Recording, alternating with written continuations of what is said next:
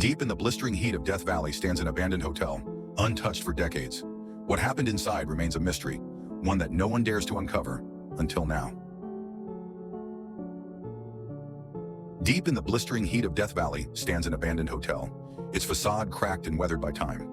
Decades ago, it was a lively refuge for travelers crossing the harsh desert.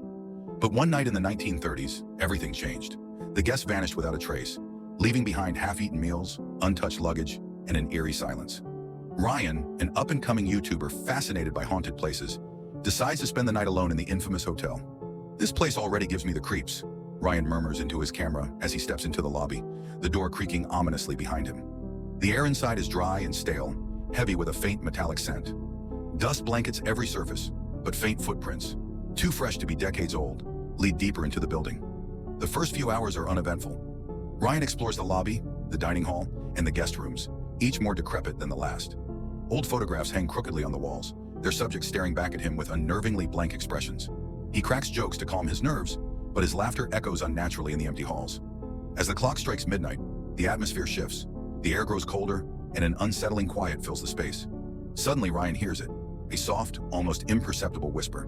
He freezes, the camera trembling slightly in his hands. "Hello?" His voice barely breaks the silence.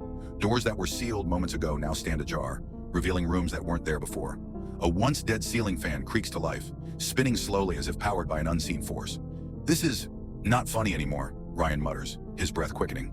In the dining hall, he discovers an old guest book lying on a dust-covered table. The leather binding is cracked, but the pages inside are pristine. The names of guests, long forgotten, fill the book, until he spots his own name written in neat, deliberate handwriting. Next to it, tomorrow's date. Panic sets in. Ryan stumbles backward, knocking over a chair that crashes loudly to the floor. The sound reverberates through the hall, followed by the faint echo of raspy laughter. He bolts for the front door, but no matter how hard he pulls, it won't budge. The whispers grow louder now, overlapping and incomprehensible, until they stop all at once. The silence is deafening. Then from behind him, a door creaks open, slowly, deliberately. Ryan turns, his camera capturing the dark void beyond the threshold. The air feels thick, pressing down on him, as if the hotel itself is alive. Compelled by a force he can't resist, Ryan steps inside. The camera catches his shaking hand as he pushes the door open further. The room beyond is impossibly large, far bigger than the dimensions of the building should allow. Shadows move within, twisting and writhing unnaturally. As the door closes behind him, the screen goes black. Weeks later, a hiker stumbles across Ryan's camera, half buried in the sand outside the hotel.